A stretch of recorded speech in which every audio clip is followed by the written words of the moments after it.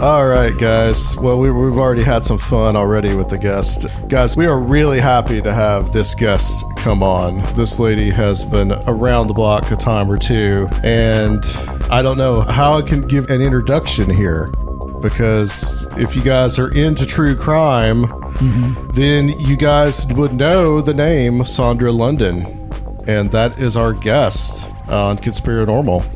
And I don't want to waste too much time on introduction because I want to get into the nitty gritty. But Sandra, welcome to Conspirinormal. It's really awesome to have you here with us. Adam, I thank you for inviting me, and it was wonderful to make the acquaintance of Sverfiel as well. Yes, absolutely. He's the guy that keeps me on my toes here. So, but it was my idea, to get you on Conspirinormal. You know, we're going to talk primarily about your book, Good Little Soldiers, that I believe that came out, was it 2017, Sondra, that was published? Now, you're not supposed to put me on the spot for dates and numbers, and that's the rule. Yeah. Okay. I'm walking out. That's it. We can find it. You people. We can always find it. It says 2016. 2016. Okay. So I was really close. And I don't even know. So there you go. I've got the book. I could go read it. Yeah. We're going to talk primarily about that, but I think we really just want an introduction for people that don't know you and don't know your life path, your journey of some of the things that you've done, and then we can get into that latest book. Yeah, because what I was saying before we started recording is that you're most well known for your research around serial killers and criminality, but you seem to have this general interest in people who would be considered outsiders of society, whether that's artists and poets, vampires, or people who claim to be victims of mind control. So what draws you to these type of people and their stories? I'll have to quote my colleague, Colin Wilson, who is also my mentor. And he had said that from the study of crime, and he really is the great godfather of true crime. And he said that he studied murder and violent crime because that is humanity stained along the edges. As if you were going to put it under a microscope and really check out its anatomy and its delineation. People that have done things that other people haven't done will bring forth more information about human potential than going over and over what the mainstream people all agree is the way to go. So there's information out there. If you don't want to go there, you don't want to be a criminal, but you want to know, what did they learn from what they did? So maybe you could find out if you approach these dangerous and frightening people in a way with respect and consideration, mutual respect, and you might be able to get some good stories out of it. Who knows? So you describe them as shamans unaware, right? And it's kind of what you're saying is what a shaman does. They go to the other side or to where most people don't tread, and they bring back this information. Exactly. Golly, you're quoting something from ancient history. When did I write that? Back like 19. It's on your website, and it's very good. Yeah. Yeah. And this journalist, Achenbach, Joel Achenbach, famous journalist with the Washington Post. I wrote it when he was interviewing me, and he was astonished. He's like, how long did it take you to write that? And I'm like, 20, 25 minutes. And he was shocked, you know. He's like, what? You know, like I'm doing something that he doesn't have a key to. Mm-hmm. Well, anyway, but back to the idea I was trying to express there. I said that these people are splashing messages in blood on the wall, and it's our job to read those messages and interpret it. The message of this in-short violence that it's beyond what words can tell. When people cannot communicate, that's when the violence happens, but there's still information in it. But let's talk about the feedback of that information to the body politic. It helps us. Yeah. I don't know. Some of these personalities are so badly damaged, there's no such thing as rehabilitation or anything. So you can't really judge it by that. But you can judge it by if it helps us to learn some of the things that I've been able to get them to reveal to me. And I think so, because these are things that are kept secret. Yeah. My co-author, Diane Fitzpatrick, in Good Little Soldiers, I've known her now for 15 years, and we still talk even after the book was finished and things. And I ask her, questions, and she'll talk for an hour and a half, and I'll figure out what she's saying. But one little comment she wound up one of her lectures with was, these things are not secret because people are trying to keep them secret. They're secret because people don't want to know. So that plays on another part of human nature, that we turn away from things that are ugly and scary. We don't want to know. Do you think that's changing? I mean, true crime just keeps getting bigger. And there's like always new books, shows, podcasts, movies. Yeah, it's bigger than it ever has been. There's more of everything. Who knew you could go on and on about cooking? Yeah. Okay. Yeah, that's so true. let me just put that in context. It's just media overload. 4-hour cycle with multiple outlets. And what is more thrilling than life and death? Ask Shakespeare. Yeah. He never left the stage unless it was littered with corpses, honey. And the crowd loved it. Down through the ages, he can't get enough. Okay? Life and death is of urgent importance. And to think otherwise is to be hypocritical. Sandra, what was it that started you? I know that you went to high school with Schaefer.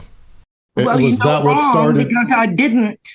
Yeah, that's Schaefer went to the Catholic school. I went to public school. So when he showed up at a dance at my school, he was a handsome stranger, right?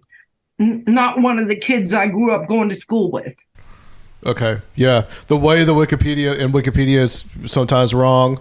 I don't bother with it. Yeah, I had to go it to says war you went to the with same them high at school, one point. but yeah. They had put on there that I was a suspect in multiple murders. Oh, wow.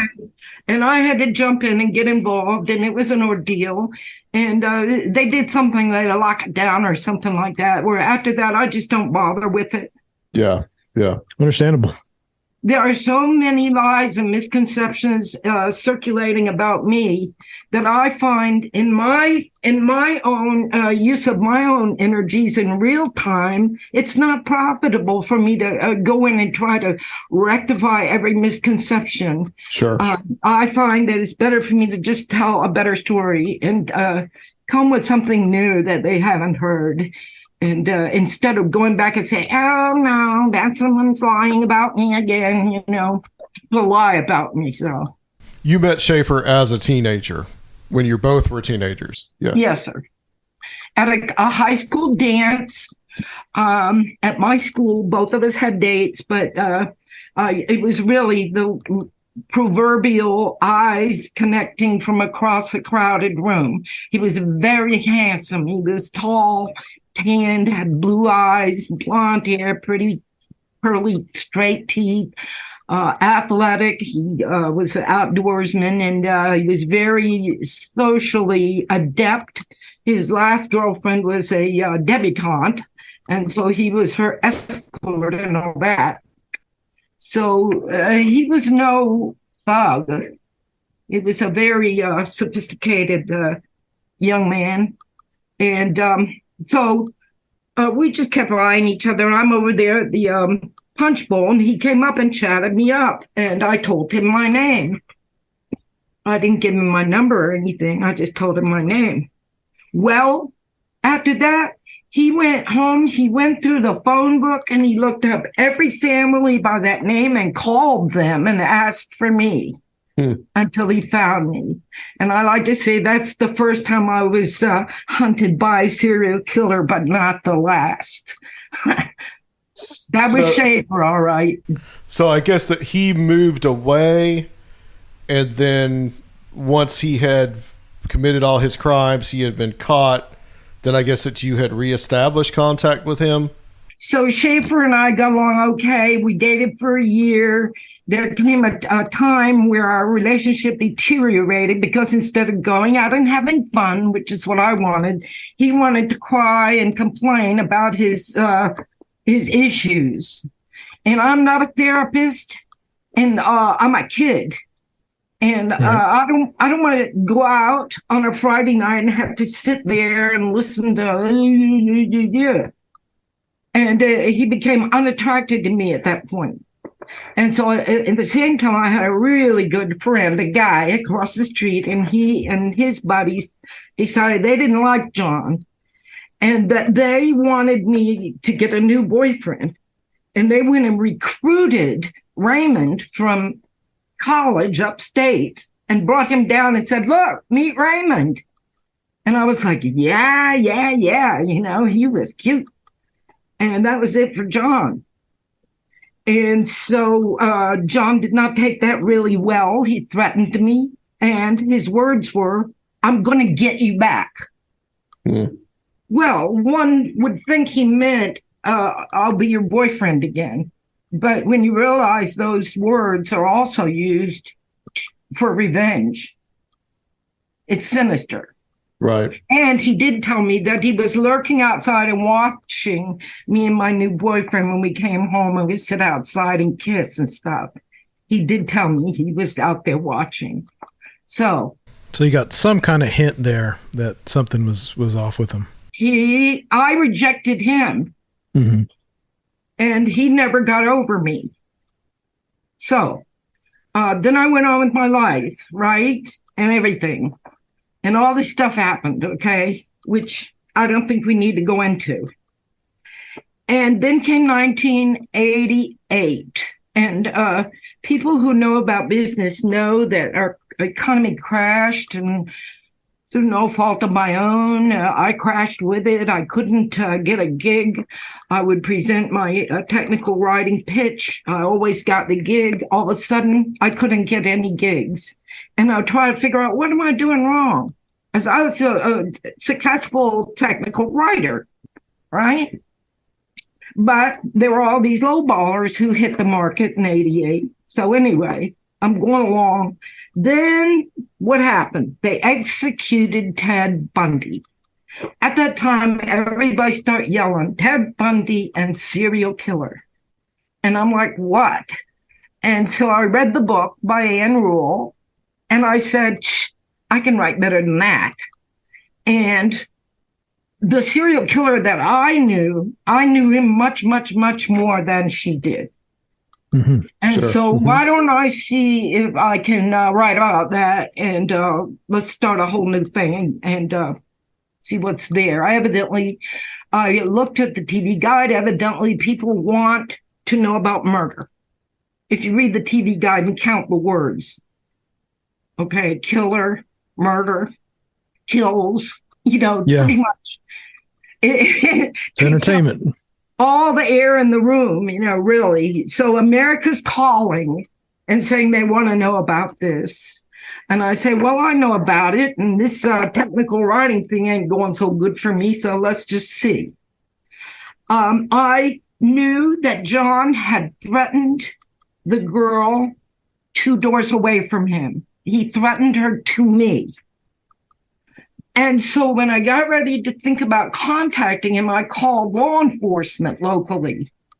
And I said, I knew him. I'm thinking about contacting him. And I want to find out, did he kill that girl 2 doors down? And they said, no. Well, that was wrong. He did. But I knew her as Lee Hainline. And she had remarried, so her name was Lebonides when she went missing and was connected to Schaefer.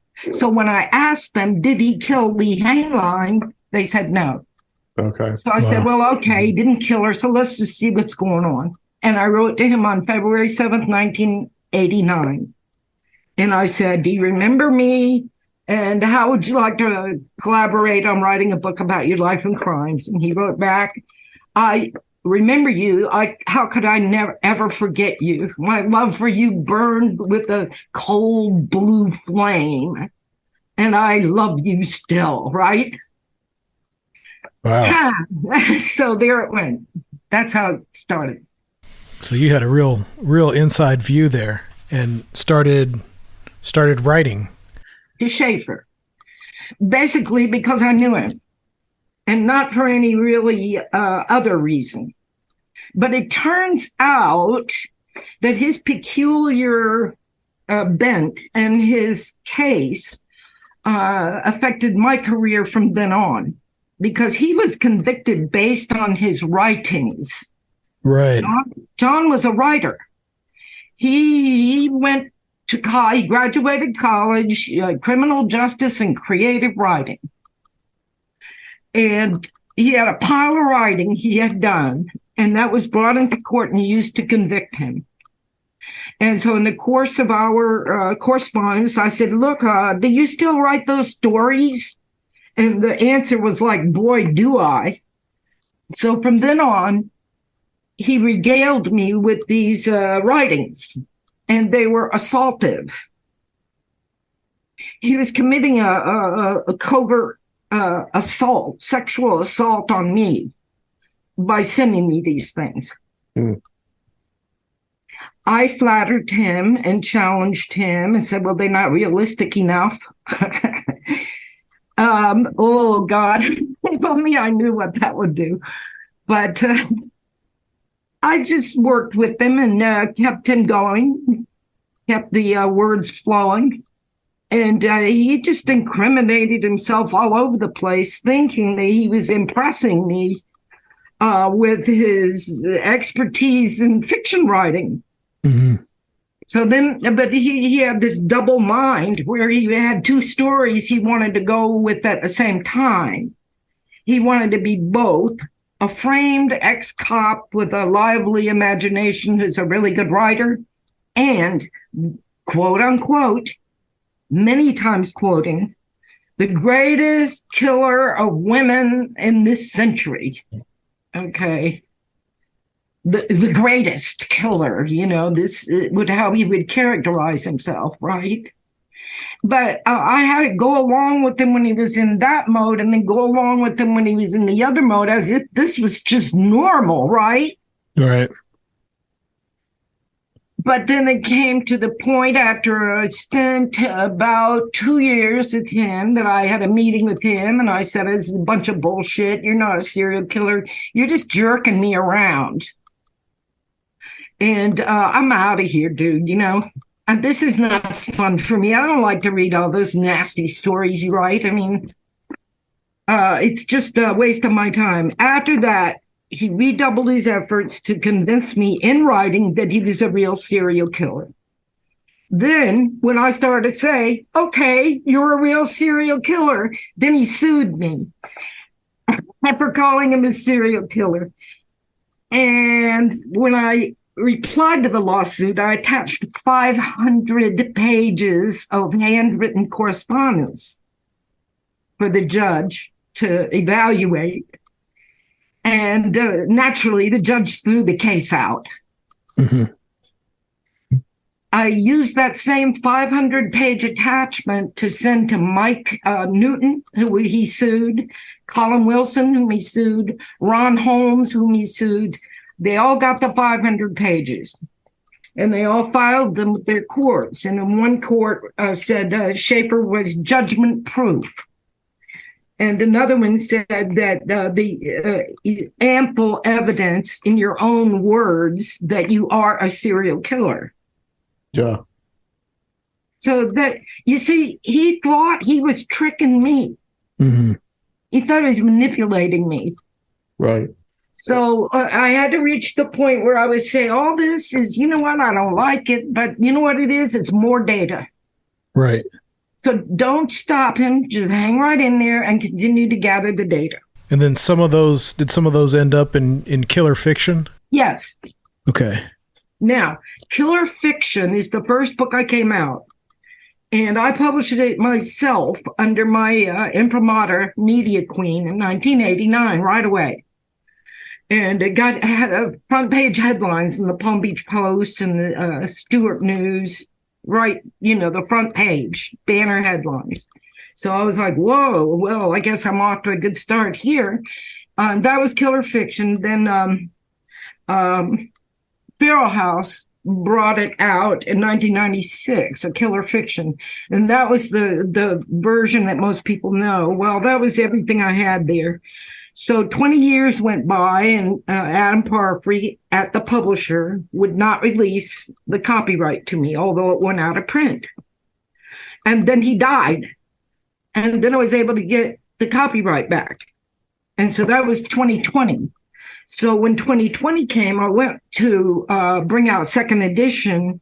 I separated the material and I published one volume, Rogue Cop, Beyond Killer Fiction, Rogue Cop. And it's all of his fiction, some of which was included in the first edition of Killer Fiction. Others were not published until now.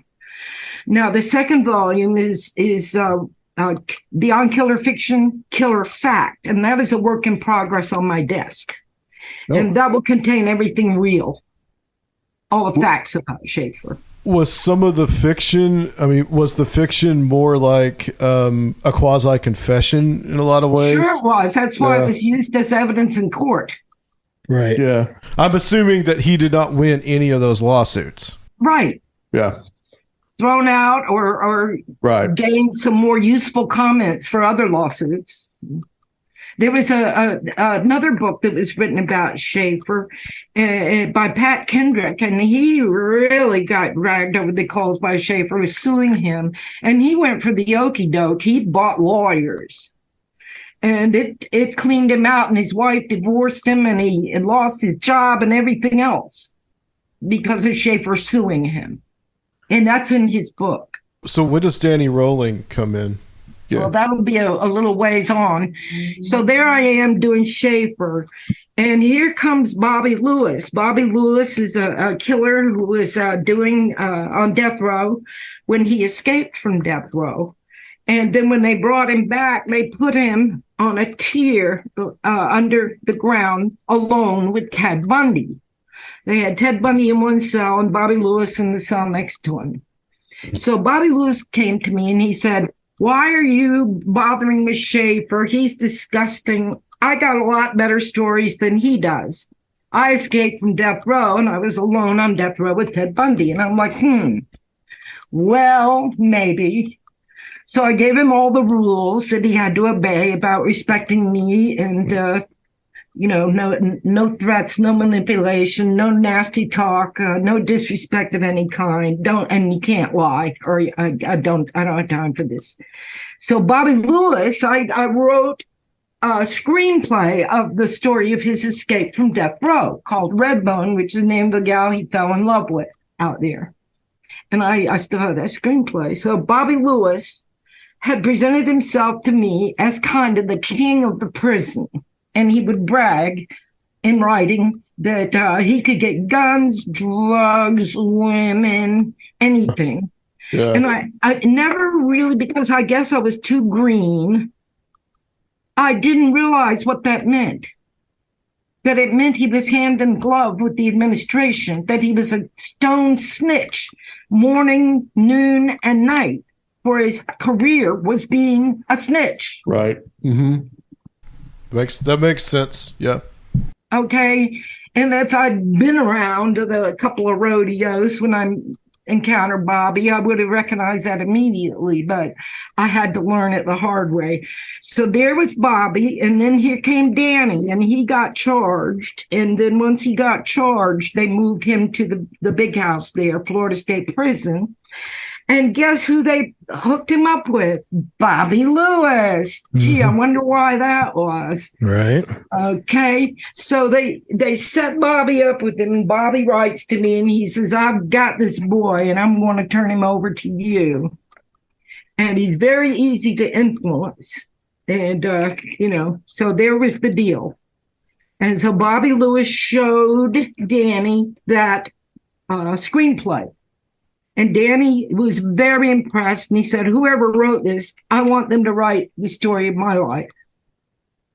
And so that's how Danny Rolling contacted me by letter because of the Bobby Lewis connection. Okay. So I hope that clarifies that. Okay. And then you published a book with him as well, with Danny Rolling? Oh, yeah. Yeah. Which I should say for the audience, he was known as the Gainesville Ripper. By some. Yeah. By Maury Terry, who had a sweetheart deal for a book of the month, and she never left her seat up in New England. She never went to Florida. She never went to Louisiana. She never interviewed anyone. And evidently, she didn't even review the case records, because at the very first line of the first sentence of the first paragraph of her book, she starts right in by saying, Daniel Rolling. Okay. How many official documents did she have to overlook to come up with calling him Daniel, which was never his name, not on his birth certificate, not on his military papers, not on his divorce or marriage, not on his indictment, not on his verdict. That's going to be all government names, yeah. Is and what's always Danny. That's Maury Terry. She's the one who called him the Gainesville Ripper. And she ain't right. And she had bullshit in that book like you never heard. She went in there and made up this crime he so-called committed while he was so-called on furlough from prison. Excuse me? Have any of you ever heard of anyone going on furlough from prison? No, it sounds like That's in her book. No such thing. Oh, she said that he and his mother had a sexual relationship. It goes on to the extent that in the appendix to my book, The Making of a Serial Killer, there's a whole chapter devoted to Danny Rolling's responses to all of the lies from Maury Terry's book. And so what really, helps distinguish you from these other people investigating true crime and serial killers is that you got a real boots on the ground investigator type of thing going on. That's correct. But I have a different approach too. I don't strive to be a part of their cabal. I don't follow their implicit guidelines. Okay. And when they put me on the stand to take away all of my assets, which they did because of writing this book, they made inferences in their questions that I should have included interviews with the victims' families. And so then that means your book has no value because you didn't do the things I thought you should have done in the book, right? But no one's done what I've done, so there. Mm-hmm. And so that puts you, into publishing things either independently or with more like alternative press, like Feral House, yeah. After the Feral House experience, I did have some contacts with publishers, and they always wanted to clip my wings. Okay. And it was just not worth it. It's like, you don't understand what I'm doing here. But this was a time that, especially with the infrastructure that Feral House had, that independent books were doing very well on their own. They were not doing very well financially because Feral House never put out one advertisement, never put out one book tour, never spent 1 cent promoting books. See, so it was given to me that you need to talk to Jane Pauley, and you need to talk to Larry King, and you need to talk to Geraldo, all these, shall I say, cutouts from, certain connections. that I needed to go on record with them, because how was I going to promote my book otherwise? See, because there were no advertising. And so I'm like, okay, I'll do the appearances. And they were hit jobs, arranged that way, arranged to be hit jobs. So you were on like everything. Yeah. And you've got a lot of that documented on your YouTube channel. Yes, some of it. After a while, I wasn't going to post the whole pieces. I just post a clip from it. But yes, I had appearances in Europe, France, Germany, and Australia, and a lot of local markets flew me in. For example, Philadelphia and Seattle, where I was treated very well. They were obviously not in on the call list, the Get Sandra movement, but they treated me more like a regular person, and had some really good episodes with them. I was on court TV at least 2 dozen times in different cases, and not just my own, but other cases. And I worked for Current Affairs, so I appeared in some of the pieces that I produced. I produced 5 pieces for Current Affair exclusives. And then, of course, Errol Morris made a biopic about me, which was pretty distinguished coverage. Yeah, absolutely. I worked with Errol for 5 years on that. So that was pretty intense. When I look back over all the things that I've been through, I have to say it was a good advantage to meet some exceptional people. That's true. Errol Morris would be number one. Having Colin Wilson, coach me and call me intercontinentally to help me with my writing and things like that. Those are the high points. Yeah, Colin Wilson is a big deal. That is quite the mentor. Yeah, big influence on me. I love a lot of his stuff. Well, I'll just tell you what he did. I was writing this book, this vampires book, and it took me 5 years, and I was writing the whole time. And then I started to go back to what I'd written 5 years earlier and read it, and I was like, what is this?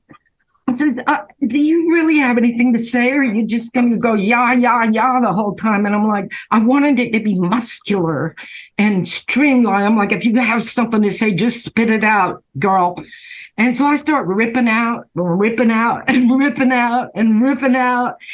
then I looked and I said, what am I doing? I said, I keep this up, I'm not going to have a book. And so I said, there's something wrong here. I called it editosis. And that's when I reached out to Colin. And he said, how can I? He says, what if I read both versions, the original and where you ripped everything out, and give you my opinion? I said, oh, that would be so great. And he did. And he wrote me back and he said, no, leave it the original. Don't take that stuff out. He says, people are not impatient. They want to know what you think. He says, you're the criminology. These are your ideas and thoughts. And he says, put them in. And he says, you write so well, you're not going to go too far wrong in any case. So stop ripping it out. And he said, just publish it and go on to the next work when it gets like that. Sounds like good advice. I'd probably come in handy for a lot of people out there. You're perseverating at that point. Okay. And it could have been very destructive, but I just wanted to give you a little insight to what Colin Wilson did for me off the record. Yeah, that's very cool that you knew him. Just a really prolific writer and just wrote so much about so many subjects. I think I've read 4, maybe 5 or 6 of his books over the years. Yeah. Well, he got to where he was just sending me his books autographed. Yeah, that's awesome. That's great. Yeah. He was. The last thing he was really interested in was the pyramids and Atlantis. Yeah, I have that book, actually. Yeah. I talked to him about that while he was writing. I guess that would have been one of his last. Yeah. Probably early 2000s, I think. And then today I was reminded that I got to meet Lou Smith, who's another legend, the legendary investigator who has been involved in so many cases, and most notably in the post I saw today, Jean Benet. But I was with Lou Smith on a case where Otis Toole confessed a double murder to me in person. And I said, will you go before the judge and follow up on that? He said he would. I gave it to the judge. The judge ordered Toole brought out there to Colorado, brought me out there to Colorado, and we had a hearing because murders, Park Eastep had been convicted. So it was his case, and they wanted Toole to just stand up his confession. Well, it turns out he'd confessed to Lou Smith 10 years before. And they brought him in court, and I sat next to Lou Smith while they played the video of Toole confessing to Lou Smith. And they had Toole on the stand. And so the lawyer would stop and ask Toole to respond and stuff. And he was so mad. He was furious. He was one furious little serial killer. Because Colorado is a no smoking state. And ever since they picked him up from Florida, he hadn't had a smoke. Ooh. And that was just about the end of the road for him. And he said, I'm not doing a goddamn thing you want me to do unless you give me a damn smoke. And he sat up on the stand and he called the judge a slut. And he wouldn't cooperate. He said, I don't care what I told Lou Smith. I was lying. I was making it up.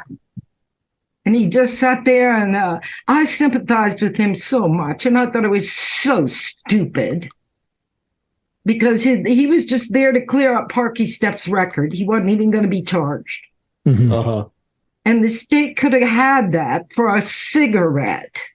I think it's important to point out there how your work, helped some of these cases against some of these killers, right? Like, I don't think anyone really realizes that I've helped close 16 homicides. Yeah. Wow. Okay. Wow. I don't think anyone really realizes that because I am not like these other people who like to puff themselves up and brag and half the times lie about themselves. It's embarrassing. And Right. I think my work should speak for itself. And though you think it's important to... I'm not promoting myself. Right. But getting back to the desk, I still have unfinished work. I'm sitting here on top of a pile of secrets that the world needs to know. So if people are not aware of me because I don't do self-promotion, that's going to have to be okay, because I think the greater use of my time is to get back to my pile of unfinished work and get it out there. Well, and though you think it's important to, get these stories and understand these people, as that aspect of it, the dark side of humanity, you still think that they should be accountable for their crimes. Oh, yes, of course. Here's something else no one realizes. Everyone thinks because this Catherine Ramsland put out her screed about Sandra London killer groupie, everybody jumped right for that, okay, because it's idiots kind of expression. And because she was in competition with me for the sources during writing my vampire book and her vampire book at the same time. So it's stupid. All right. It's just stupid. But, that's been laid on me. And all I can do is, like I said, make a better story. What I do in confronting these people is to give them the respect of a human dialogue, opportunity to get the truth out, whatever their truth may be. I will not stand for manipulation. I will not stand for insults or double dealing or lying. And I have dealt with actual innocence, and it tore me up. It broke me. I didn't want to take on that kind of a case. And Joe Odell up in Virginia, the Commonwealth of Virginia, kind of weaseled his way into my attention, saying, okay, well, we won't talk about my case. I'll just write a book about you. which he did. And so I corresponded with him for 5 years, and then they killed him, and he was innocent. He had actual innocence. And it hurt me so bad. I always take time off if someone I know is being executed. I'm alone and quiet and respectful for what's going on. So I got through that day, but I went to the Quaker meeting, and one of the Quakers said, I heard about Joe Odell, and I thought about Sandra. And I felt like somebody kicked me in my solar plexus. I literally doubled over. And I burst into tears. And the tears didn't stop flowing for 6 months.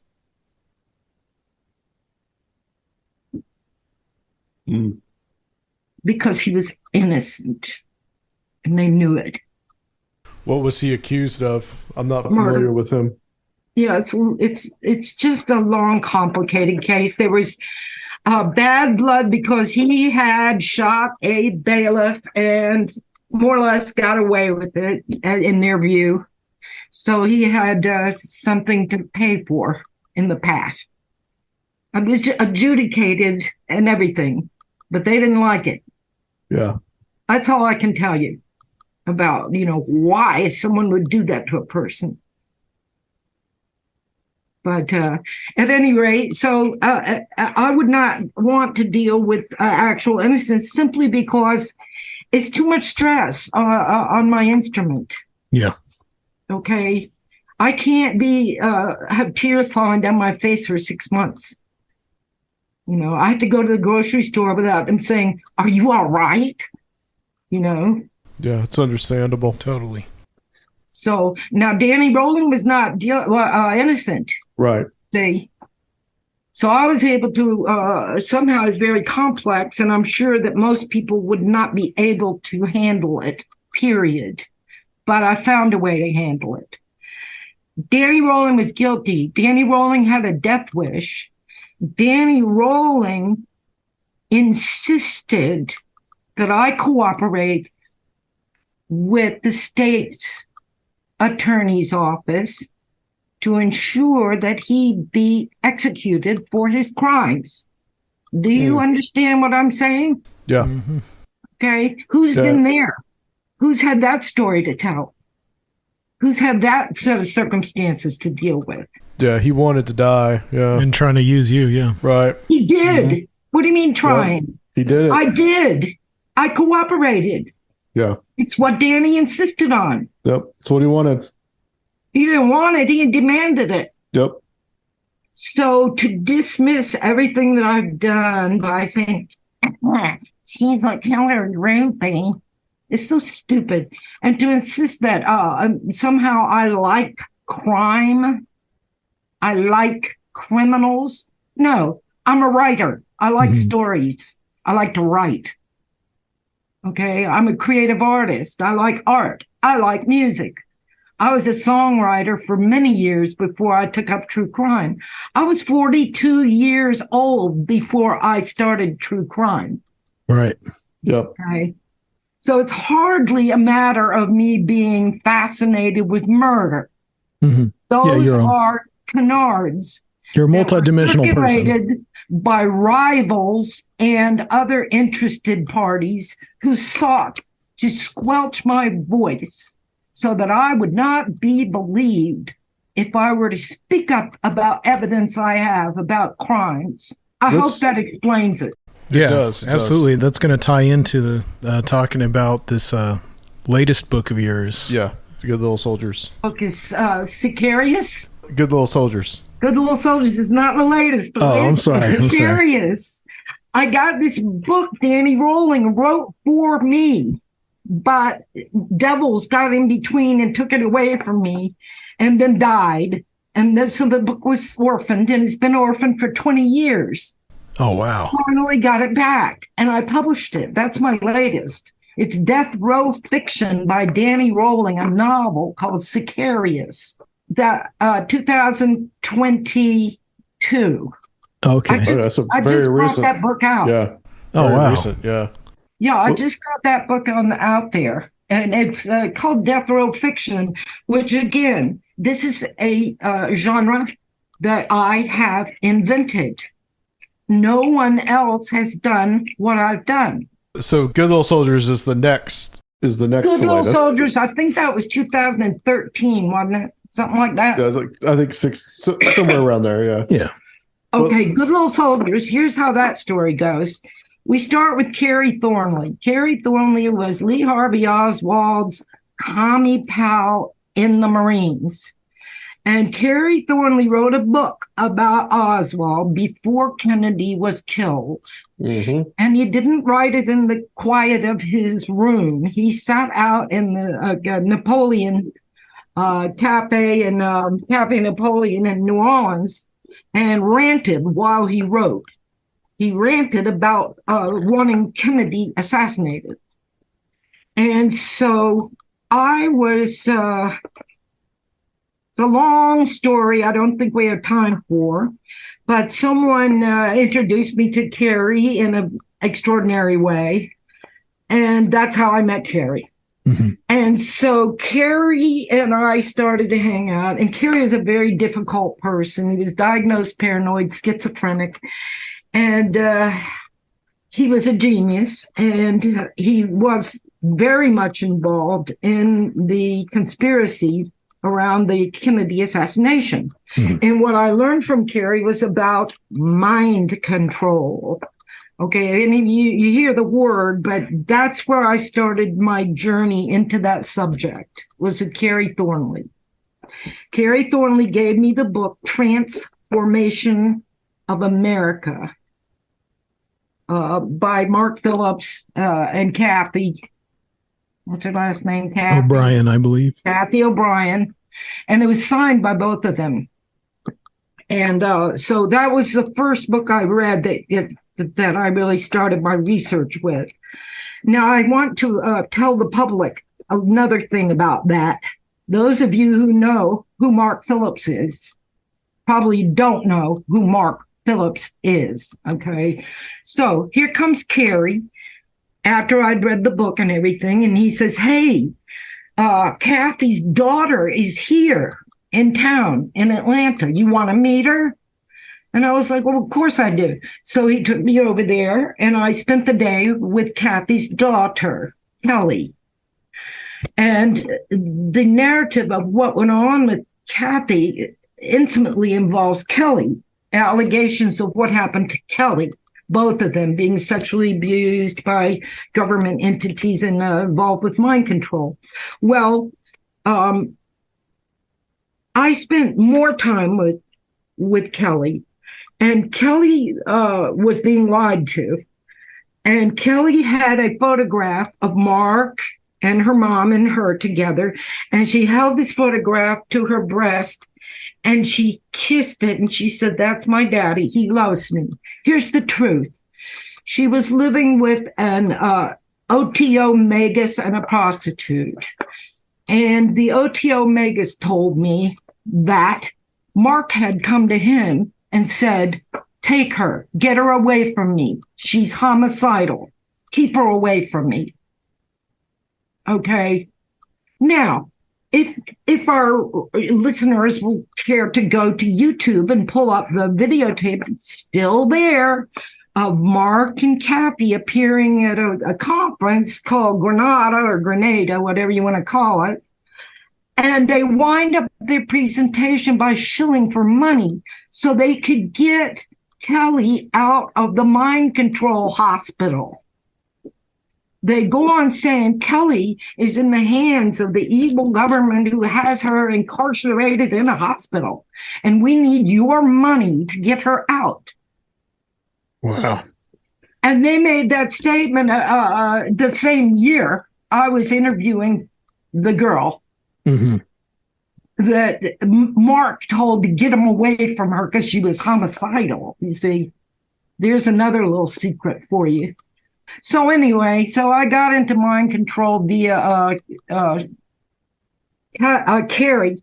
And from that, I interviewed a number of other subjects of United States government mind control and British mind control and Canadian mind control government programs. I was working with a filmmaker by the name of David Monaghan, who later cheated me over the Glenn Rogers killed OJ's wife story. So may he rest in hell. But at this time, I was working for him, and he said, yeah, you're really doing a lot with that mind control stuff. Why don't we do a documentary? And so he funded me to go to a conference of mind control victims where I met and interviewed over a dozen on tape. Mm-hmm. And those interviews were transcribed to the tune of 88,000 words. And so David Monaghan put together a proposal for documentary that was optioned by National Geographic, who held it for a year, and then said, well, we're going to go in a different direction. Ha ha, you know what that means. So they went in a different direction. So at that point, the research I did for David was given back to me. Okay, so I continued to research and investigate. During that period, I interviewed Stephen Griggs, and he sent me a box of documents that was 8 inches high, stacked 8 inches high of documents that he had compiled. And in reading through that, I couldn't shake it. I went a couple of years, just couldn't shake it.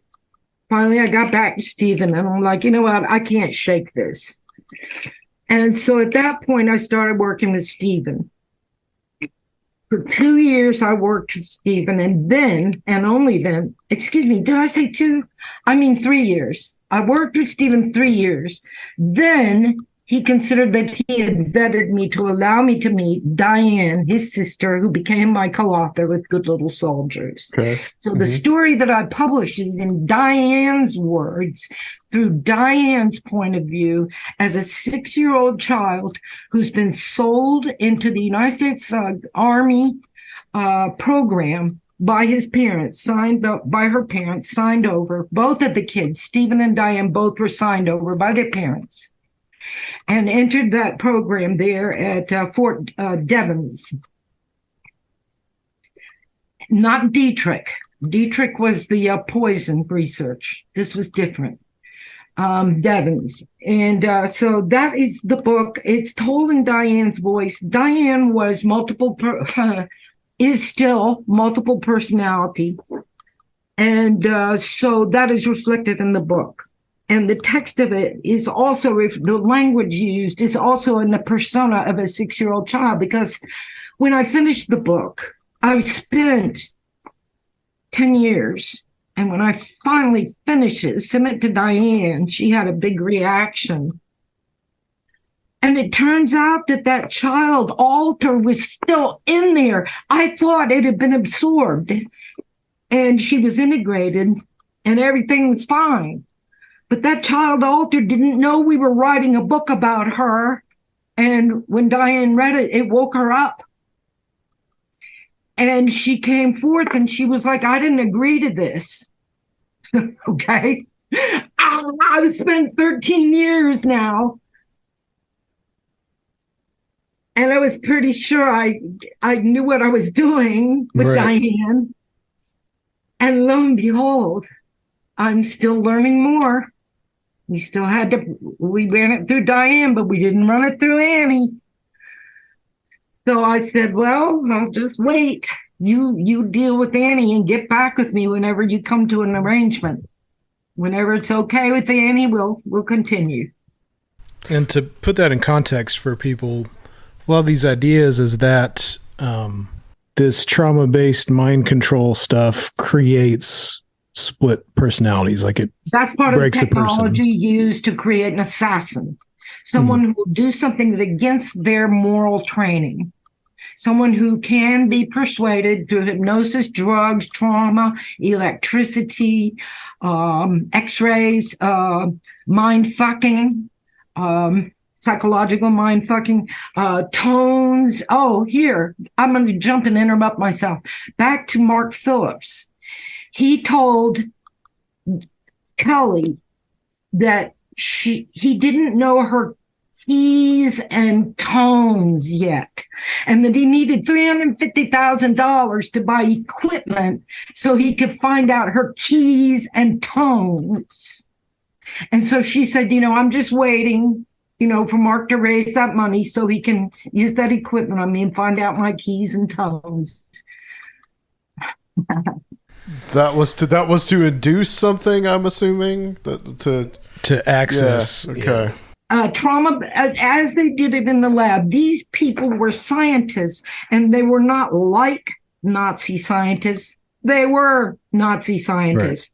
Right. The United States government brought the actual German scientists, and many, many, many people have said, including Mengele himself, here to the United States to start our MK Ultra program.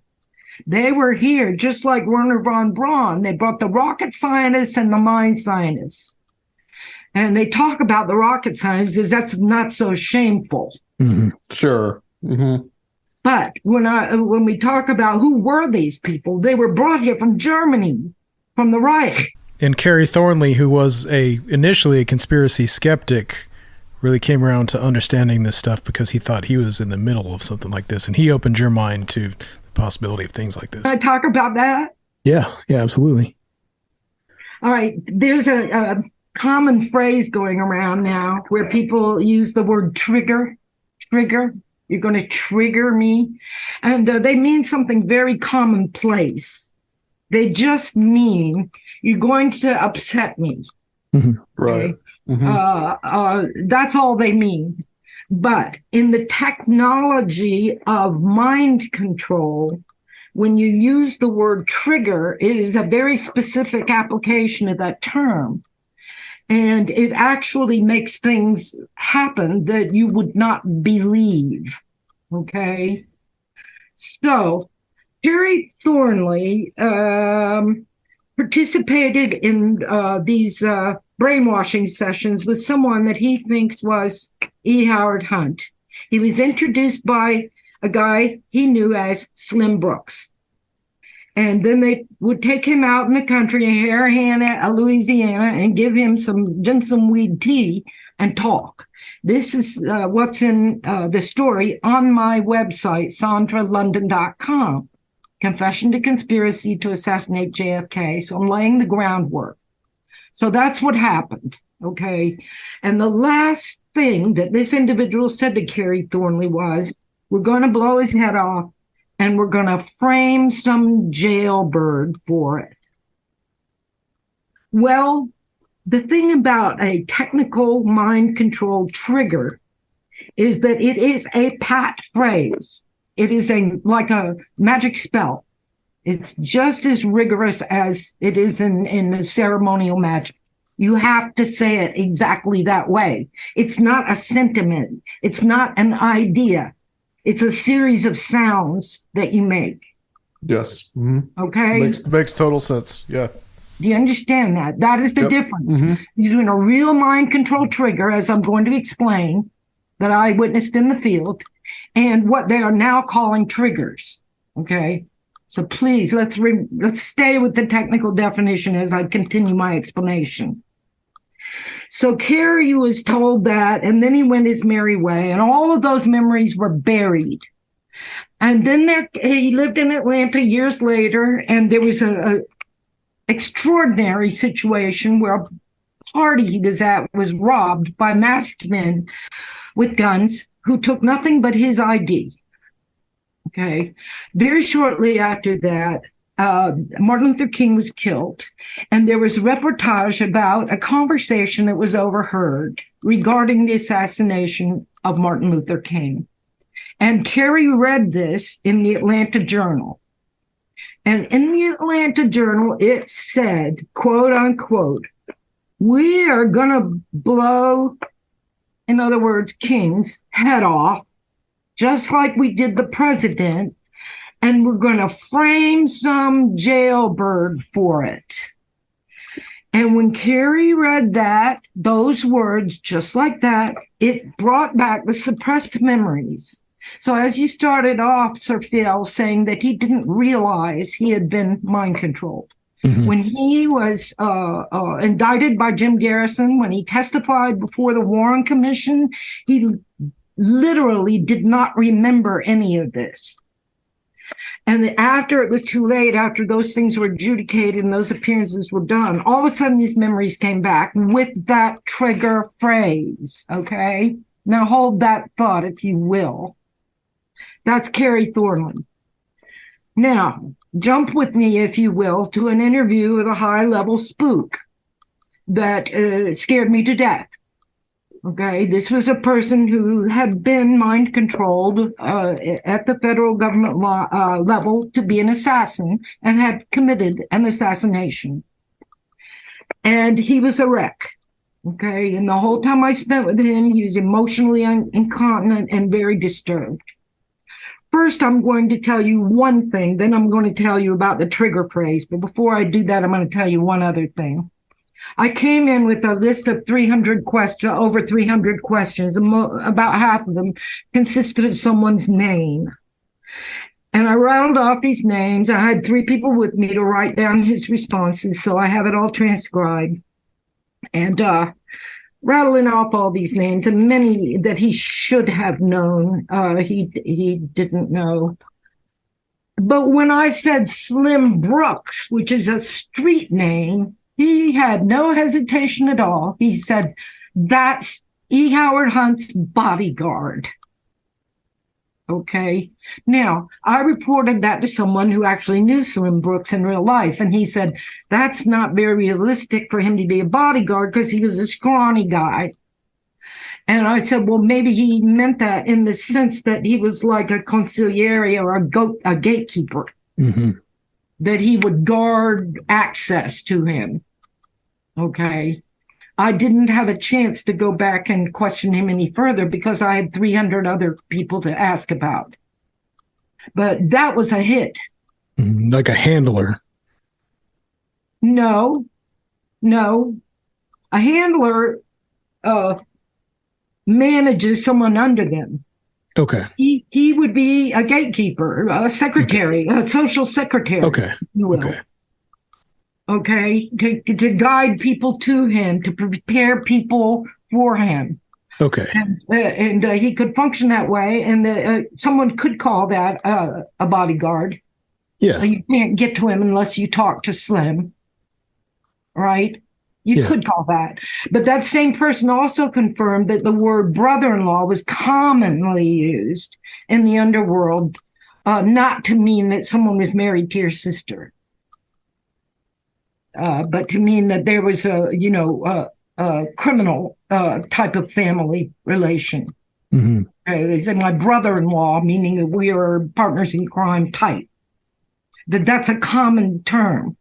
So let us jump back to the trigger. So there I am in my interview with this high-level spook. And it gets too intense, y'all. It's just too much. And we're fixing to wind up about 15 minutes. So I says to him, you know what, let's knock it off. Let's not do this anymore. I'm tired. How about you? Yeah, I'm tired. Let's go over there to the bar and have a Coke. And so we're debriefing. We're just cooling down after our intense sessions. And I'm just making small talk. And I'm like, I have this friend that says language can be used in different ways besides what the words mean. And he says, yeah, it can. He says, what do you mean? And I said, well, and I told him about Carrie and about the words. We're going to frame some jailbird for it. Well, he was triggered. All right. The entire 20 or something hours I'd spent with him, he had been a puddle of a person, physically, okay, slumped and slovenly. He was emotionally incontinent. He was a mess. when I said those words, we framed some jailbird for it, honey, he snapped to attention, his spine straightened, his head raised, his chin raised. He turned his head to me because I was sitting next to him, like it was a snap swivel. He went with his head like that, right? And he looked me in the eye and he said, don't say another word. Just like that. Honey, please. So that's another little look into the world of mind control. Well, and the way you know it's a program is because they use the same triggers. right. See? So they used Wizard of Oz widely, so that as one mind control survivor told me, this one example she gave me was an Alice example, that anyone could get me to follow him if he would come in and say, I'm late for a very important date. She said, but I wouldn't notice it unless he jangled his keys at the same time. Mm-hmm. So that's what you call putting a lock on it. Putting a lock on it. Another mind control survivor came to me wanting to know how he was being triggered and asking me to hypnotize him. And I told him, I'm not a hypnotist. Right. I don't hypnotize people, and I won't hypnotize you, But do you want to talk about this or anything? And so we talked and everything, and his query to me was he wanted to know how he was being triggered. So I didn't hypnotize him, and we just hung out. But all of a sudden he said, oh, geez, you know what? I think I better not say these words right now. Let me just pull some words out of the hat here that are not actual triggers, because now we know they work on other people, right? So just pretend he said, put it in a hat, and that is that. Just pretend that's what he said. It is not what he said, okay? So he said this little phrase, and I said, what's that? He said, that's how they're triggering me. Okay. And I said, what are they triggering you to do? And he said, go get training to be a helicopter pilot. And he did. He went and got training. He became a helicopter pilot. He bought a helicopter. He built a hangar on his ranch. He has moving pictures and photographs of him flying that helicopter out of his ranch. Interesting. And the hangar he built. Okay. This person I knew for many years. He was sent in on me, which he confessed after about 8 years. He was a network cameraman, network news cameraman, and he met me because he was sending to photograph me when I was interviewed for a current affair. That was my first encounter with him. Then I had an encounter with him because he knew I had the tapes to the killing of Adam Walsh. And he wanted to arrange for me to get that on TV. And they entered back in my life. After that, he tried to get me to do incriminating things and or things that were unflattering. Okay. And when his handler died, he came to me asking me to be his handler. I had known him for so many years before he told me the backstory. Many years. He said, look, here's what happened. I was 9 years old. My mother's a neurosurgeon. My father's a police captain in New York City. And I was unruly and I was a criminal.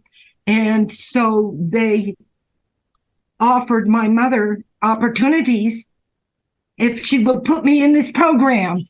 And they took him down and put him in Columbia Psychiatric in the middle of New York City. And he was there for 3 years. Okay. And he kind of sparked a revolution among the patient because they were giving something they called number pills. They didn't have names. And he said, I'm not taking those number pills anymore. And encouraged the other kids not to take them. And they put him in a cage in which he was kept in a cage for over a year. And they lied to his parents. They lied to his father. So his father, the boy didn't want to see him, lied to the boy, said his parents didn't want to see them. The marriage broke up. The father found out. He came down and badged them at the facility and said, "You give me my son, you give him to me right now." And they went and got him, and that's how he got out. His father in uniform as a police captain came there and demanded him be released. He was there for 3 years. And I just let him talk. I didn't ask him anything, I swear to God. He starts talking about Louis Jolion West being in charge of that unit and coming in on a supervisory level from time to time. This man died mysteriously.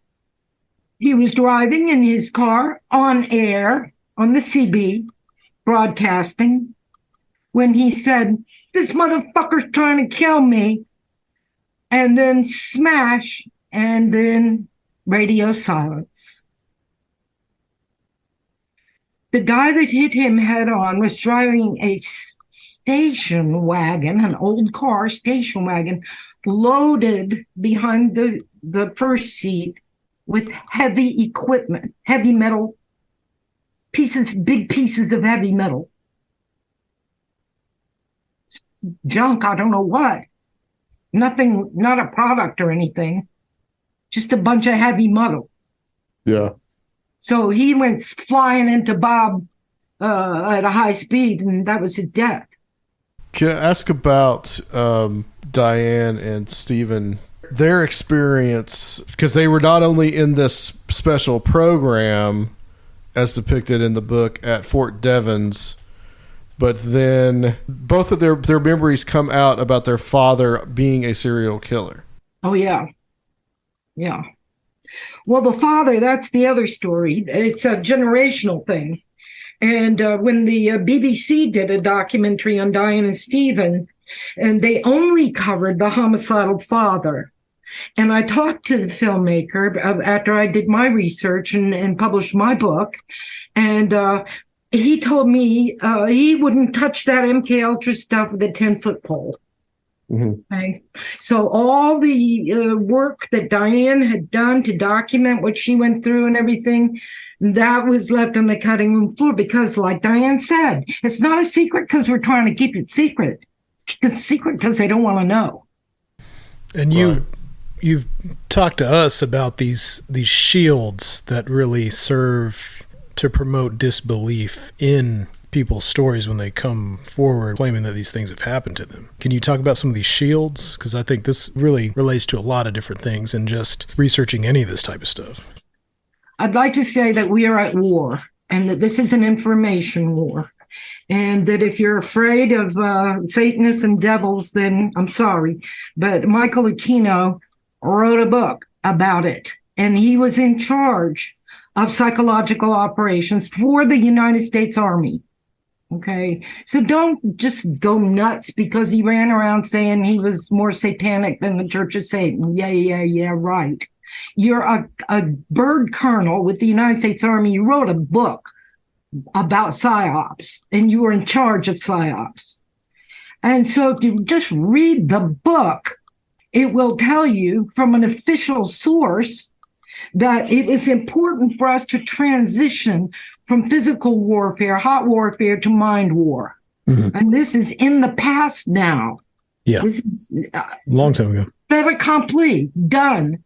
We've been in the era of mind war for decades already. Yeah. So agree we with still, in the public, are not allowed to see what we're going through here as warfare. But it is warfare.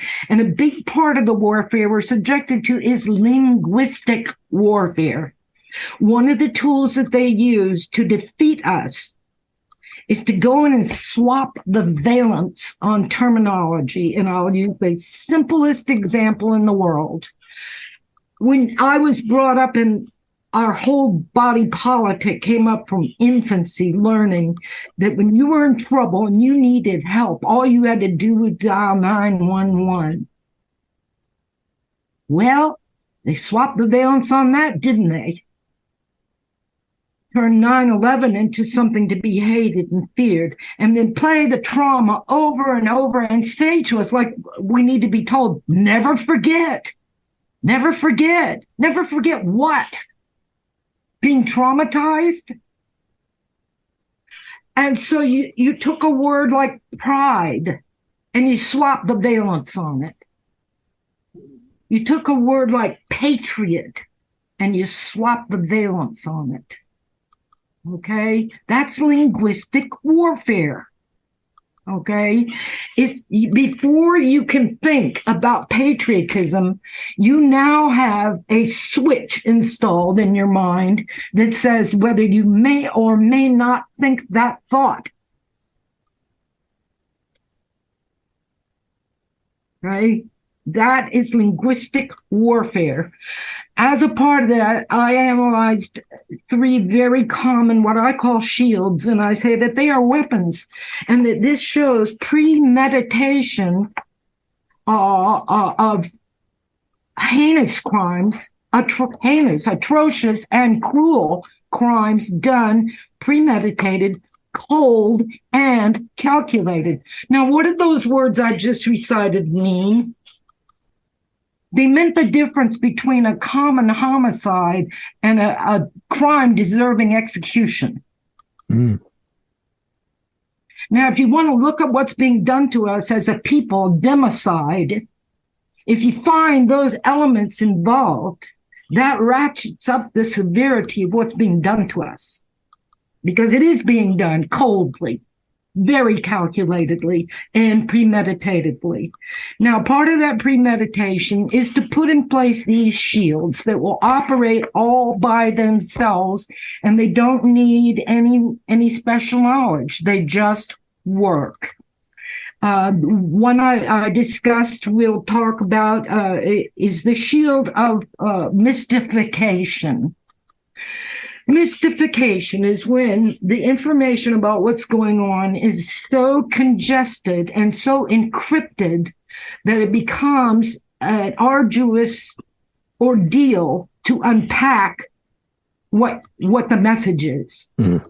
Okay, that is a shield, because who is going to do that? Okay, just a few people. No, they're not. Well, if they do, good for them. They defeated the weapon. But the weapon operates statistically across all parameters. Dumb, stupid, I don't care. It works. If it's mystifying enough.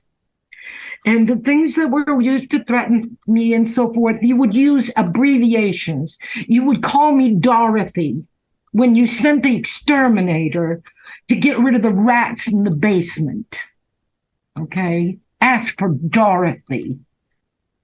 That's Dorothy from The Wizard of Oz. That's to let you know who sent this. Who sent this exterminator here? I don't have a basement, and I don't have any rats. And there's no one here named Dorothy. But that's a message, you see, and that's a threat.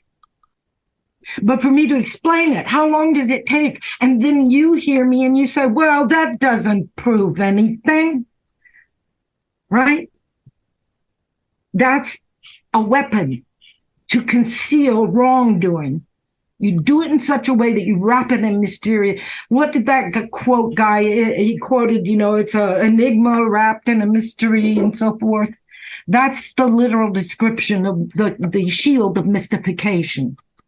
You make it so hard. And that's what they did with the Kennedy assassination, as this character explained to Kerry Thornley when he set it up in advance. He said, I'm going to go all over, talk to everyone who wants to kill Kennedy. And then when they start to unravel one thread, they'll think they've got it all. And they won't even look at the other threads. Okay, that's fascinating. I never thought of that. Wow. The next shield is repugnance, where you wrap the incident that the victim hoped they could report in repugnant elements that are repugnant. that I don't even want to cross my lips, even to report how someone has violated me. I don't want to use those words. I don't want someone to see me saying those words. And that keeps so many people quiet. You can't bring yourself to utter vile things. So if you do things that are vile enough, that's a shield against reportage. Yeah. Okay. It's a shield against the victim reporting it, and it's a shield against anyone believing it, because they will suffer a stomach upset that will come between them and listening to this victim. And the first thing you do when you do that is get rid of that stimulus, which is the victim's report. It's not the crime that was committed against the victim. It's the victim giving that report. That's what's got you aggravated. And that's what your body wants to stop. So you stop it before you even get to the part about, I didn't do anything. I'm trying to tell you who did. You don't get to that part because the body shuts down in repugnance of what you're talking about. A lot of people cannot stand the subject of child abuse. Child trafficking is too repugnant. They can't stand it. If you try to talk about it, they will shut it down. Okay, that's repugnance. Incredibility is the last of my three shields. And incredibility is when you wrap a phenomenon up in things that, if they are reported, will discredit the report. And the perfect example of that is when you dope up some kids and then dress up your agents in costumes and take those kids out to whore them out. The kids come back saying that they were abducted by aliens. Okay. And that's incredible. So you, let me go back to Jolly West. There are so many Jolly's up in a white rabbit costume when he interacted with the mind control kids. Okay, that's incredibility. The child cannot come and say, a white rabbit told me to do this, because it's incredible. How does the child know that's a doctor dressed up like a rabbit? How does the child know? That was Dr. West. I recognized his voice. He just says a white rabbit made me do it, see?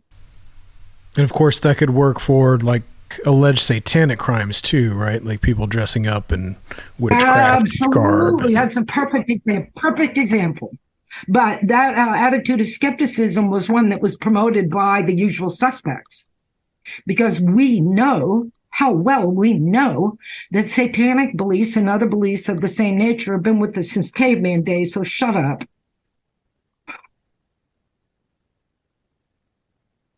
Those things are real. When you want to talk about Satanism, I have friends who are Satanists. I have friends who are Christians, friends who are Catholics, friends who are Jews, even friends who are Muslims and atheists, and you name it. And it's none of my business. So long as they keep their thing to themselves and leave me out of it, that's fine. And we get along fine. I don't care. Amen to that. Okay. But let's talk about something else. Let's talk about what I call spooks and devil masks. Okay. These are not Satanists. These are government operatives, just like Michael Aquino, who's on salary for the United States government to run around raising the flag of Satan. See who salutes, take their names, and follow them. See how they can be used. Are they easily influenced? Another mind control and now these guys learn to be programmers in the service. Then they get out and they know how to do it, so they do it themselves for their own selfish reasons. This other guy I know about did this. He would carry his trunk and his car full of regalia from Wizard of Oz, costumes and gimmicks about Wizard of Oz. He'd go to just anywhere, flea market or anything, and he'd pull those things out. And when someone was interested, he would run triggers on them. And if their eyes blinked, he had himself a new mind control dolly. I think it's important you're pointing out that this isn't all just government. Now that, it might have been the origin, but there's a lot of private actors, and there's the revolving door of, there's this whole world that doesn't even, there's a big gray area between private and military now, especially. They started, so what we're talking about was United States government programs. Initially, mind control itself are techniques, and they can be used privately. They can be used one-on-one. They can be used in families, and they are. They are always used in cults. They're not exclusive to a military application at all. And the fact that the way our military service is run, only a few of them are career. So they go in, they come out. And they're criminals in the first place, so they are going to put this to criminal use. And then they're very, very helpful to organized crime because they can manage operatives. And this is the same kind of management that you find in freelance managers that handle people like Tiger Woods or Beyonce. People whose performance is worth a lot of money have handlers to keep them tuned up. And it's not the same kind of United States government training to be an assassin, but it employs the same set of techniques in another context. That makes perfect sense. You look into the guy's background that Tiger Woods' father hired. Mm-hmm. Tiger Woods' father was Black Ops himself, but he hired a special Black Ops colleague of his to train the boy from, infancy, basically, to get that high performance. Mind control. We're talking about you controlling my mind, but the other aspect is me learning to control my own mind. And that was when Diane had a moment with Stephen out in the field where their father was trying to kill them, and they escaped him, and they were huddling together, and they were like, and the conversation went where Diane said the program, it wasn't all bad. And Stephen said, "What do you mean?" And she said, "We knew to zigzag when we ran." Yeah, I felt like, that there was an interesting thing going on there where I almost felt like that the way that it's portrayed in the book, that they were recruited because their father was such a homicidal maniac. Sure. But no, he was part of the same program. Right. But he was being sent on black bag jobs. That program allowed them to resist him ultimately. Oh, well, Stephen did. Yeah. Because here's another thing I'd like to point out. I told you about Carrie Thornley, and I told you about another individual at the same level in that assassination gang. And these two people had very, very different innate personalities, and I submit that that's as much a part of you as your DNA. And Carrie Thornley was very, what can I say? He would resist any kind of manipulation. Okay, if there was something put to him, he would take the other side. Okay, and that was just built into him. Kind of a contrarian. He was a contrarian at heart. And just into the small things and the big things. And that's one thing I learned working with serial killers. Everything's not about murder. You can see something about someone from small things too. So that contrarian nature's through and through. And the other person was a pleaser through and through. A pleaser. So really, essentially, all you had to do was just give him a slight hint what you wanted him to do. And he'd be falling over himself to do it. Whereas Carrie, you could be trying the exact same program, exact same prompts, and it just wouldn't work. because he's a different personality. But Yeah. you can't really find out how far you can go with someone until you reach that point. Can you make them kill is the real point. Right. What does it take to make you kill? Okay. And so then you wind up with Carrie being what I call roadkill on the MK highway. This was where our government went in and messed with people experimentally and then walked off and left them like the Unabomber. There was no debriefing. They just stopped. And then they left these people disturbed. And to work out this disturbance that was forced upon them in whatever way they could. That's why they're roadkill. They are not assassins. They're people who have been messed up by trying to make them be assassins. And Ted Kaczynski went to great lengths to try to explain this to the world, why he wasn't going along with this. He gave us the long version, but then, of course, he did kill. Mm-hmm. Well, back to Diane. Okay. In one of our very recent long conversations where I was kind of wondering her thoughts on why these mind control techniques were so effective. Why did they work? And again, 2 hours later, we boil it all down to they were careful about selecting their targets.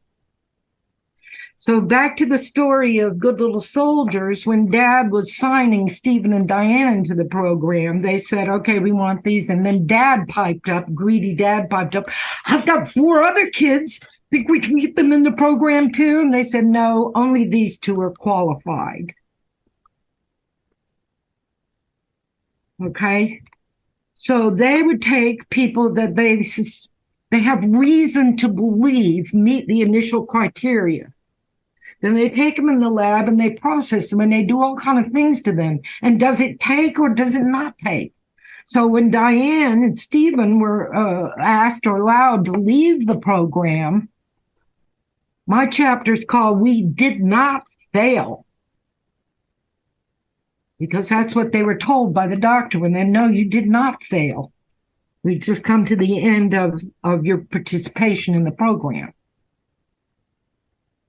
Now, Stephen wrote a lot of things for me that I owned that I had not published. I talked to Stephen all the time on the phone. He has incredible stories, but Stephen is so programmed that he's very difficult to work with. And there's one basic program that's always put in, and I call it talk, don't talk. So whenever the person talks, the program's activated. Whenever the person thinks they might want to talk, the program is activated. So it begins to create behavior that destroys the good effects of all the work you've done. And I ran into that with Stephen time and time again, and I had to explain it to him. I understand why you're doing this, but I can't tolerate it. I can't let you abuse me just because we're getting somewhere with our work. Mm-hmm. It's utterly out of his control. It's programmed behavior meant to keep the secret. Yeah. And so you'll find that. And I found that with Schaefer. I'm not saying he was programmed, but I found that kind of as soon as I would start to get somewhere, the person would sabotage it. And then later I learned that was part of a programming protocol.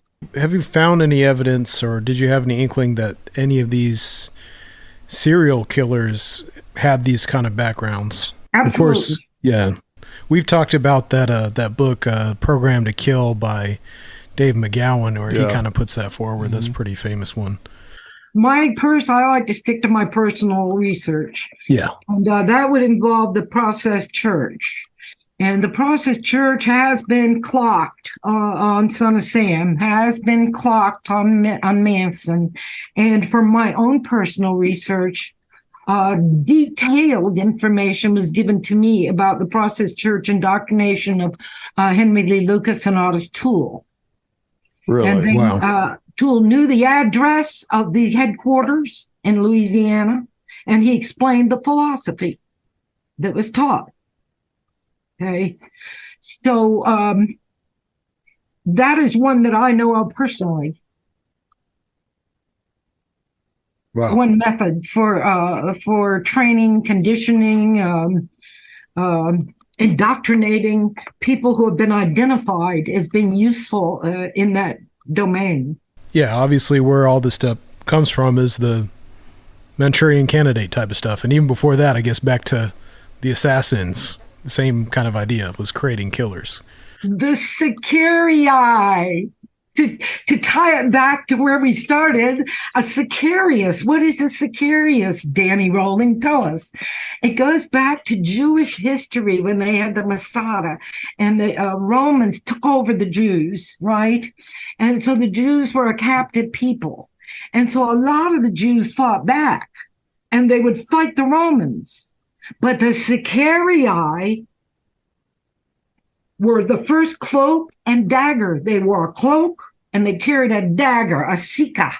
The word sika is the knife, in a cloak, and go in the crowded marketplace, sneak up to the betrayers among their own people, the collaborators, stab the hell out of them, and then throw their hands up and scream and be scared and run with everyone else. That's what a Sicarius is. Okay, yeah. Okay, so that goes back. The word Sika is it's many languages throughout Indo-European, so primitive. Mm-hmm. So if you were to Google for a picture of Sika, you will find items from all over the world that look different, but they call them Sika. It's scary. It's nightmare. Well, thanks for elaborating on that, because I was wondering what your thoughts on that would be, because these things are definitely crossing over. Could you clear that up? What things are crossing over what? Serial killers and mind control. Oh, yeah. Oh, yeah. Are you kidding me? I'm going to give you another secret, just because you're nice. Do you know who Maury Terry is? Oh, yeah. Mm-hmm. Maury Terry wrote the book, The Ultimate Evil, in which he spent 20 years analyzing the connections behind the Son of Sam killings and then how they reached all over the country to other cases, including Manson. That's it in a nutshell. Well, Maury Terry put me under contract when I was going to the Danny Rolling murder trial, and everybody was surrounding me with requests to speak. I was ordered to say no comment because I was under contract to Maury Terry. Okay. Maury Terry did nothing for me, but come between me and the editors who credentialed me to go to that trial. And when they expected me to file a story, he wouldn't let me. Okay. Eventually, 6 months later, when the news cycle was dead, he allowed me to do a story for which I got paid $4,000 that was given to Maury Terry. And after 2 months, he sent me $700. And while I was under contract to Maury Terry, we were in conversation every single day, and he knew that I was working with Danny Rolling, obviously. And he came to me one day and said, my underworld sources tell me Danny Rolling was sent to Gainesville to commit mayhem. I said, what? What sources? What are you talking about? What do you mean? Nobody sent him. He wasn't in any cult. He said, I'm just telling you. He says, I don't know. That's what I was told. Okay. So I went right straight to Danny Rolling and I says, Maury Terry says you were sent. And Danny Rolling got highly aroused and angry and denied being sent. Mm-hmm. And I will agree with Danny Rolling and the prosecution and the defense and all of those other crappy books that were written about him, that Danny Rolling was a loner, that he had no partner. He didn't belong to any cult. There was no one behind him. No one ever told him to do anything. When confronted about this, Danny Rolling said, no one ever told me to do anything but Gemini. What was Gemini? Gemini was a voice Danny Rolling heard inside his head. Honey, please. Voice-to-skull technology was patented in 1974. So just stop. Just stop. Okay? And I will say one more thing on that line. Danny Rolling was hypnotized. Okay, the defense called in a hypnotist who hypnotized him. And I have his letter written after the hypnosis. He was hypnotized. Okay. In the Ciron case, another mind control case, after it was settled, a new defense came in and did new research. And the book was written in which it was reported in that context that a schizophrenic cannot be hypnotized. Therefore, if your suspect is hypnotized, it rules out schizophrenia. Okay. Gotcha. You got me? Gotcha. Yep. He may have thought he was hearing voices, but it could have been external. It was on a bus. Yeah. And there was a character up in Canada who heard a voice on a bus and jumped up and decapitated and cannibalized in a robotic manner and did not know what he was doing. So you can't close these cases, all right? You can't prove anything. And if you did, what good would it do you? Do you know what it would do? If you did, it would cause a lot of trouble for you, my friend. Trouble that you could never connect to anything. Deals wouldn't work out, and your car wouldn't start. Things that have absolutely nothing to do with anything, right? Right. Until some off-the-wall crazy person pops up and drops a message into his raving that he has no business knowing anything about. Okay? And that puts the lock on it. Mm-hmm. Wow, Sandra, this has been amazing. I so see happy. Both heads just spinning. I see your head. Yeah, our heads are definitely spinning. We're just trying to figure you. The next thing to say. Yeah. I would ask you this about the book. Has anyone taken them seriously, Stephen and Diane, and looked to see if anybody had disappeared was very successful in discrediting them. Yeah. Although if you actually watch it, it doesn't discredit them. But they managed to put a picture of Diane with little wires coming out of her head, and then they hire some person who's never met Diane who says, people like this are making stuff up because they can't face the fact that their father was bad, so they make up all this other stuff. And that person never saw Diane, but they managed to wind it up with that put on top of it. Yeah. Just curious. That makes it a limited hangout, and it gives the documentary filmmaker an exit. Yeah, I haven't watched the documentary, but I'm going to because I'm real curious. But I'm sorry, but it's emotionally strenuous. Yeah, and I want to tell you what he did. He put Diane through an ordeal. When you have been through trauma, if you go into therapy or any situation, or testimony or anything else where you have to go over it, that re-traumatizes you. And you are in an altered state, which is identical physiologically to what you went through when the trauma occurred. So this filmmaker took Diane and put her through the worst trauma she ever experienced on camera. And she completely breaks down on camera. And what she told me after years, she brought herself to be able to tell me that the film ran out. And he said to her, "Could you do that again?" Mm. Yeah, he did. Yeah, he did. Piece of shit. He caused so much damage through the sharing of information by handling her that way. I've been so conscientious. I've taken responsibility, Diane. No one will ever interview you again. They can interview me. Yeah. They're not getting their hands on you again. Okay. And that was what I promised Diane. If Diane wants to feel like she wants to come forward and assert herself, she's free to. But people who want to get their hands on Diane will come deal with me. That was horrible. Yeah. And that's why it took 3 years for Stephen to even let me talk to Diane, because he sat there and watched that.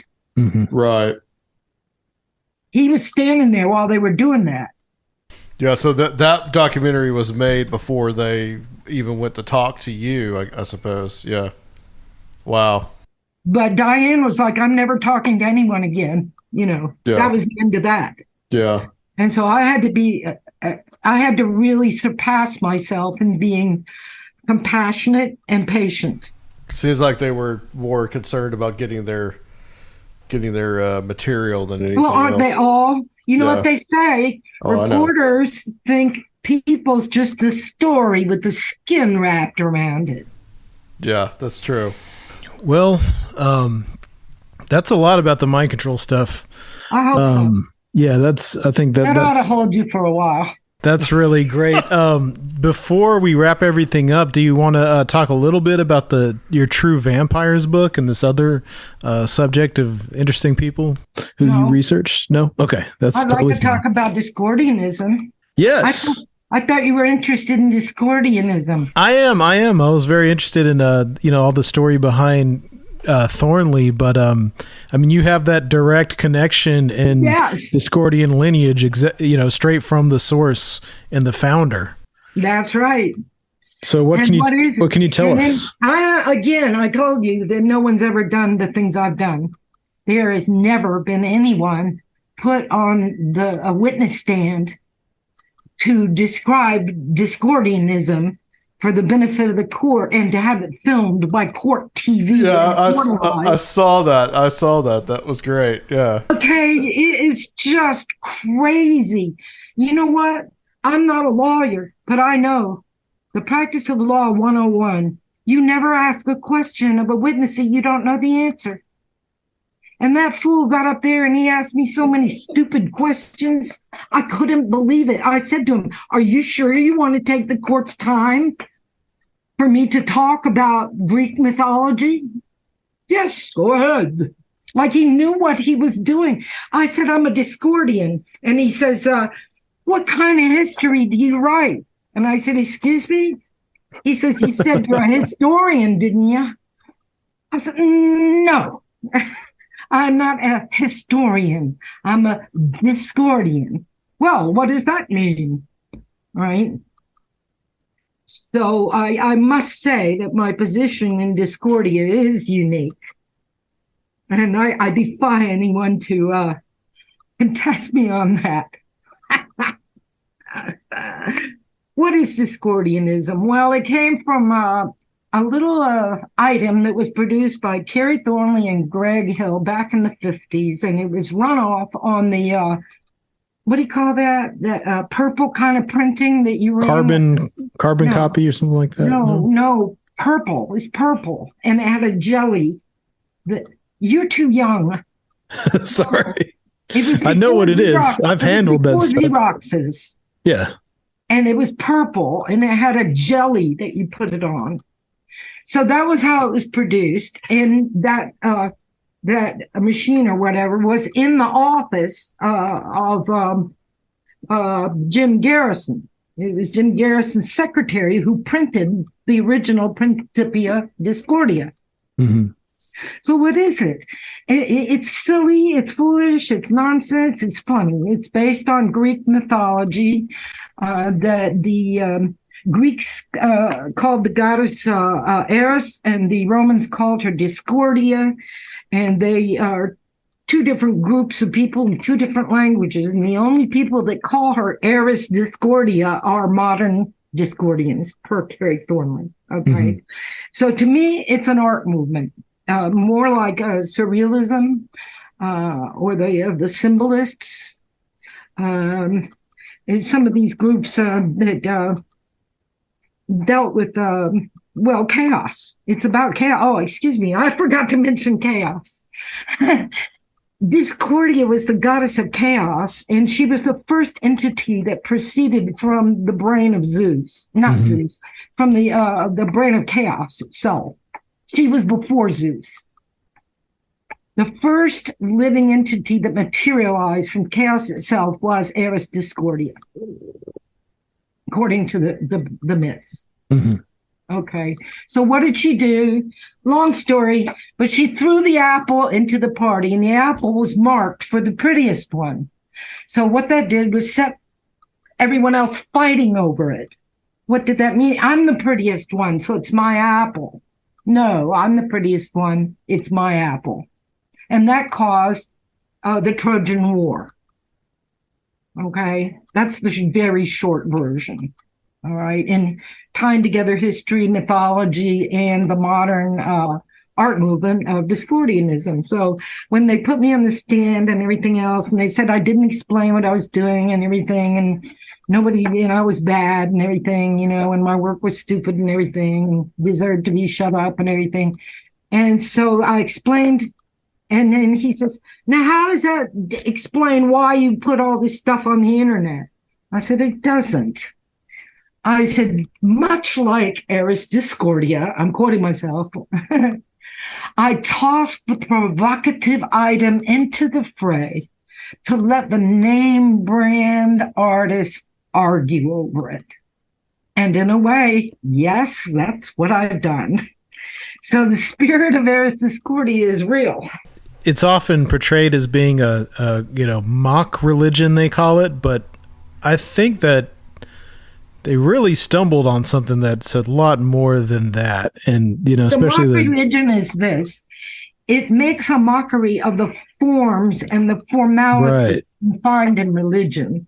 It will also make mockery of the forms and formality you find in business, for example. It doesn't mean it's a religion. Mm-hmm.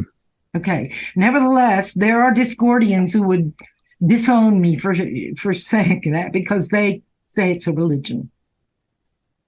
And there are There are people who believe that Discordianism is some kind of government subversion, something very serious that has to do with assassinations and commies and stuff.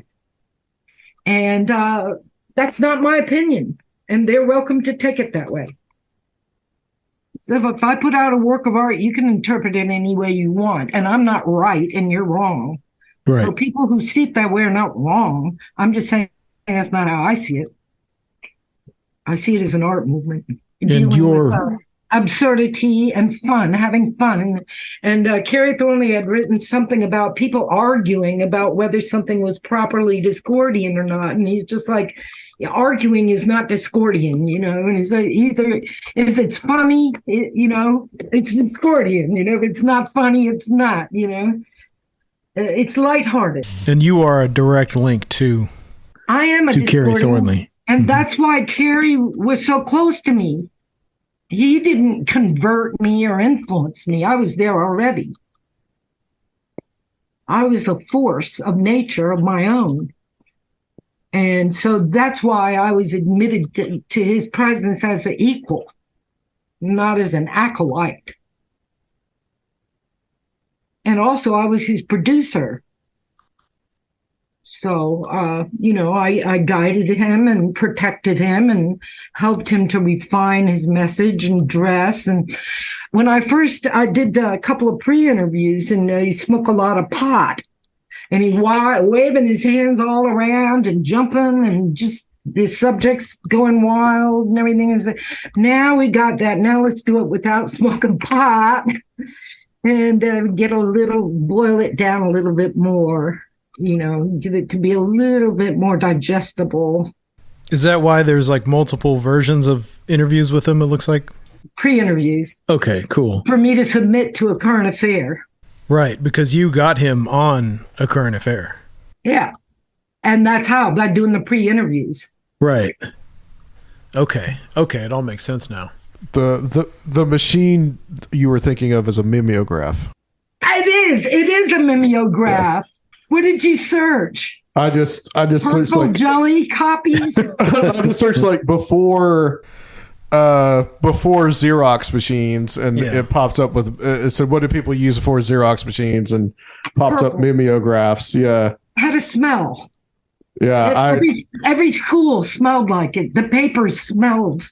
Yeah, I've seen like old papers that my dad and my mom did when they were in college in the 70s, and that's what that is, a purple thing. Yeah, and it fades in time. The contract I had written with Maury Terry is no longer visible. It's gone. Yeah, you can see some few faint scratches, but you can't make out what it says. What was the aftermath of him getting on A Current Affair? Well, he thinks that that's why I had so much trouble. He thinks that putting him on A Current Affair brought that on, brought all the stalking and the well, I don't want to go into that, but I suffered quite a lot. And Carrie felt kind of guilty for bringing that on to me. And what year was that? 1991. 91, okay. Was that because of the JFK movie? No. It's just because I was doing stories for Current Affair, and I met Carrie, and I said, I got this story. Yeah. Cool. Yeah. Because I know there was a big upswell in interest because of the JFK movie then. So let me tell you an anecdote from that. Where the guy came to pick Carrie up, the producer for Oliver Stone working on that movie, he came to pick Carrie up at the airport. Wait, Carrie met him at the airport, okay? And the guy got off the plane, he's like, wow, this story is just wild. He says, everybody I've met to interview with this case is crazy as hell.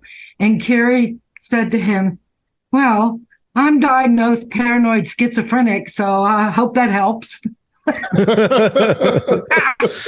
Did he scare him off? Nice. I took Carrie to see that movie. Oh, yeah. Cool. Yeah. He talked throughout it. What did he think of it?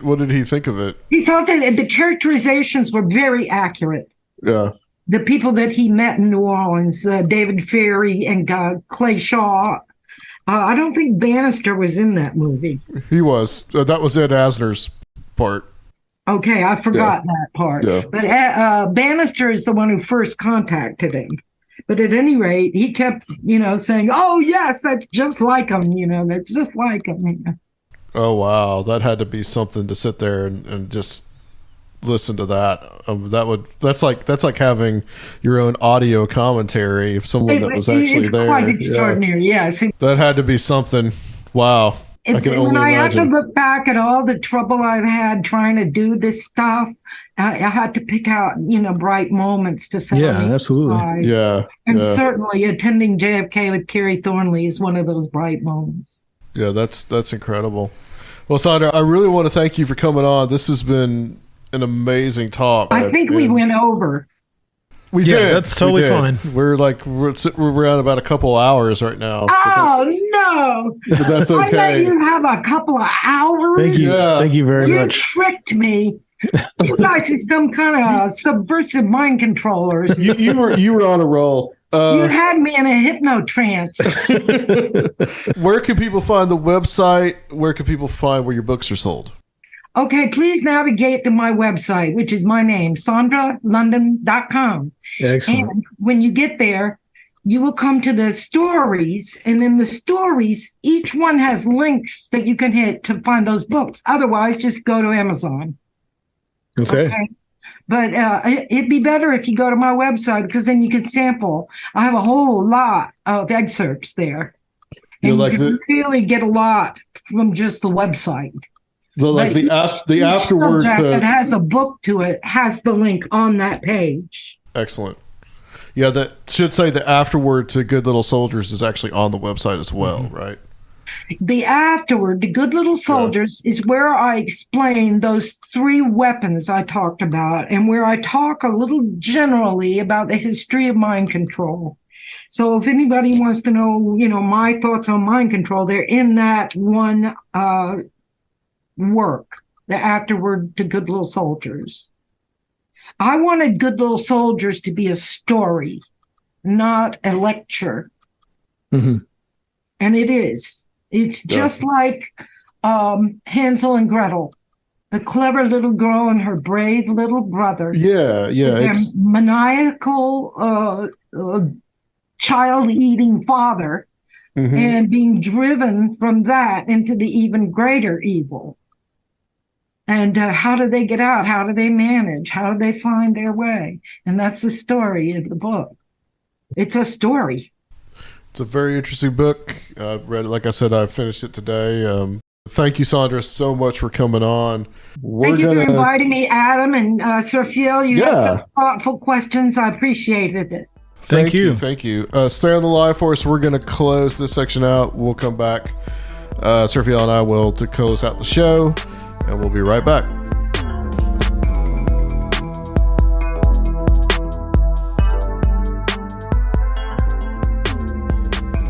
We're not going to take up too much of you guys' time coming back here, because that was a pretty epic show with Sondra London. Yeah, I am really impressed by that.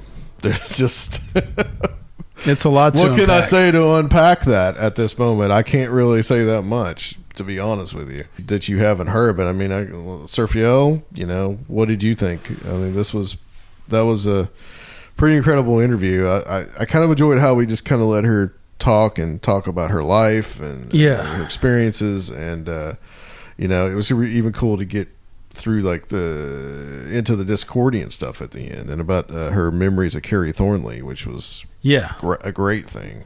I mean, she's just a fascinating person, has a fascinating life story, and it's really amazing how all these topics cross over.